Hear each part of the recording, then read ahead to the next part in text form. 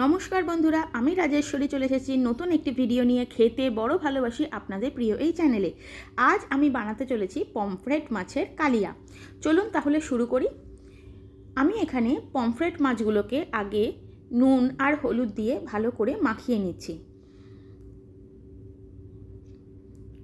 নুন আর হলুদ একটু আগে থেকে মাখিয়ে রাখলে মাছের মধ্যে নুনটা বেশ ভালো করে ঢুকে যায়, আর রান্নার পর খেতেও বেশ স্বাদ হয়। এইবার আমি কড়াটা গ্যাসের ওপর বসিয়ে দিচ্ছি, আর তার মধ্যে বেশ খানিকটা সর্ষের তেল আমি এখানে দিয়ে দেবো মাছটা ভাজার জন্য। আমি সচরাচর মাছ ভাজার আগে তেলের মধ্যে একটুখানি নুন দিয়ে দিই। নুনটা দিয়ে দিলে মাছ আর কড়ার মধ্যে কখনোই লেগে যায় না, সুন্দর করে ছেড়ে যায়, তাতে ভাজতে সুবিধা হয় এবং মাছটা গোটাও থাকে। তেল এখানে গরম হয়ে গেছে, এবার আমি এক এক করে মাছগুলো দিয়ে দিচ্ছি। পমফ্রেট মাছ সাধারণত খুব কড়া করে ভাজার দরকার পড়ে না, একটু কম ভাজলে পরেও মাছটা কিন্তু খেতে ভালোই লাগে। পমফ্রেট মাছের ফ্রাই যখন আপনারা করবেন তখনও কিন্তু খুব ডিপ ফ্রাইড এই মাছ করার প্রয়োজন হয় না। মাছ ভাজা এখানে আমার কমপ্লিট হয়ে গেছে। এইবার ওই মাছ ভাজার তেলের মধ্যেই আমি একটা আলু একটু সরু সরু করে কেটে রেখেছিলাম, এই ঠিক ভাজার যেরকম কাটা হয় ঠিক সেরকমের মতন, সেইটা আমি এই তেলের মধ্যে ভাজতে দিয়ে দিচ্ছি। এই মাছের কালিয়ায় আলু দেওয়াটা কিন্তু সম্পূর্ণ অপশনাল। আপনারা যদি ভালোবাসেন আলু খেতে তাহলে দেবেন, না হলে দেবেন না। আলু খেতে আমার বেশ ভালো লাগে, তাই জন্য আমি এই মাছের কালিয়ার মধ্যে একটুখানি আলু দিয়ে দিয়েছি। এইবার একটা বড় সাইজের পেঁয়াজ নিয়ে সেইটাকে কুচি করে কেটে রেখেছিলাম, আর সেইটাই আমি তেলের মধ্যে দিয়ে ভাজতে দিয়ে দিলাম। পেঁয়াজটা এখানে একটুখানি লাল লাল করে ভাজতে দিতে হবে, তার জন্য একটুখানি সময় নিয়ে পেঁয়াজটাকে ভাজতে হবে। আপনাদের হয়তো মনে হতে পারে তেল এইখানে ভীষণ কম দিয়েছি, কিন্তু আমি এই কম তেলের মধ্যেই রান্নাটা কমপ্লিট করে নেব। আপনারা চাইলে আর একটু বেশি করে তেল ব্যবহার করতেই পারেন। পেঁয়াজটা এখানে ভাজা হয়ে গিয়েছিল, তার মধ্যে আমি এইখানে 2 চামচ মতন রসুন এবং 1 চামচ মতন আদা বাটা আমি এখানে দিয়েছি এবং সেইটাকেও একটু ভাজা ভাজা করে নিচ্ছি।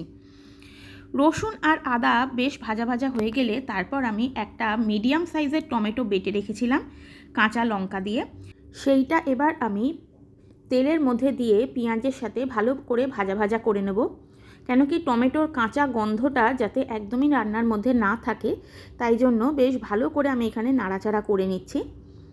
টমেটোটা বেশ ভালো করে নাড়াচাড়া হয়ে গেলে আমি এইবার মশলাগুলো দিতে শুরু করব।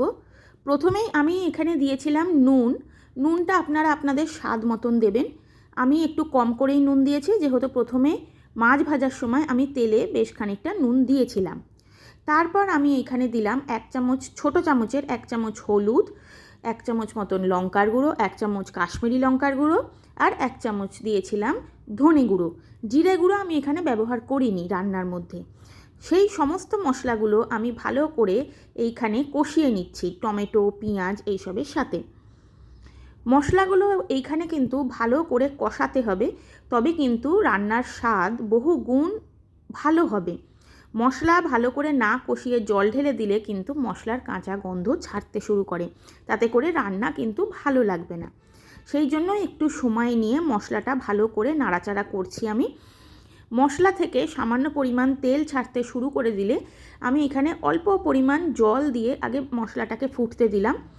তারপর আমি এখানে পরিমাণ মতন আরেকটু জল ব্যবহার করলাম। জলটা যখন ফুটে উঠবে তারপর আমি ভেজে রাখা মাছ আর আলু সেই সমস্তগুলো এই ঝোলের মধ্যে দিয়ে দেবো। আমি এর মধ্যে 3টে মতন কাঁচা লঙ্কাও দিয়ে দিয়েছিলাম ঝোলের মধ্যে। ঝালটা আপনারা আপনাদের ইচ্ছা মতন ব্যবহার করবেন। মাছ আর আলুগুলো এইবার আমি দিয়ে দিয়েছি ঝোলের মধ্যে, এবং খানিকটা ফোটার জন্য আমি কড়াটাকে এখানে ঢাকা দিয়ে দেবো, যাতে রান্নাটা ভালো করে রেডি হয়ে যায়।